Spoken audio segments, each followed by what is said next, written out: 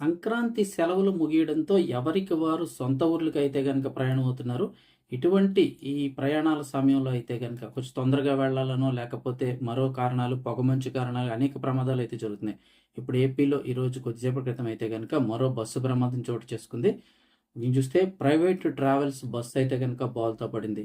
శ్రీకాకుళం నుంచి భీమవరం బయలుదేరినటువంటి ఒక private travels bus Pithapuram నియోజకవర్గం చేబ్రోలు వద్ద అయితే గనక బస్సు బోల్తా పడింది. అయితే ఈ బస్సులో 35 మంది ప్రయాణికులైతే ఉన్నారు. శ్రీకాకుళం నుంచి బయలుదేరింది నిన్నటి రోజు రాత్రి అయితే గనక ఈ బస్సు. సో భీమవరం వెళ్తున్న సమయంలో పిఠాపురం దగ్గర చేబ్రోలు వద్ద అయితే బస్సు బోల్తా పడింది. ఇందులో 35 మందిలో 9 మందికి అయితే కనుక గాయాలయ్యాయని చెప్తున్నారు. అయితే అదృష్టవశాత్తు అవి తీవ్ర గాయాలు కాకపోవడంతో అయితే కనుక ప్రాణాపాయ పరిస్థితి అయితే తప్పింది.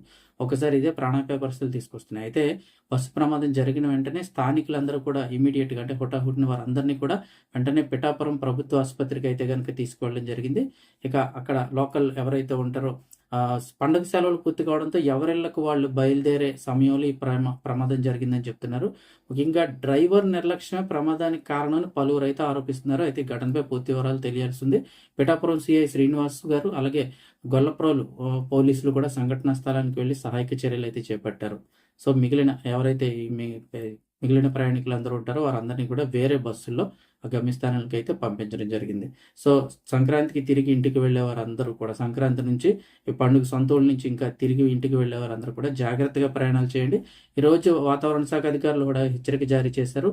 పొగమంచు తెల్లవారుజామున బయలుదేరే వారందరూ కూడా పొగమంచు చూసుకోండి. చాలా జిల్లాల్లో ఎన్టీఆర్ జిల్లా ఇలాగ పల్నాడు ఇలా చాలా జిల్లాల్లో ఉదయం చాలా సేపటి వరకు కూడా పొగమంచు అయితే ఉంటుంది. కేవలం 300 మీటర్ల దూరం మాత్రమే కనిపిస్తుంది తప్ప ఆ తరువాత ఉన్న ప్రదేశం కనిపించడం లేదు. సో ఇటువంటి సమయాల్లో యాక్సిడెంట్లు ఎక్కువగా జరిగే అవకాశం ఉన్నందువల్ల వీలుంటే 9 దాటిన తర్వాత ప్రయాణాలు అయితే కనుక పెట్టుకోండి. లేదంటే తెల్లవారుజాము బయలుదేరంటే చాలా నెమ్మదిగా లైట్లు వేసుకుని స్లోగా అయితే వెళ్ళడానికి ప్రయత్నం చేయండి.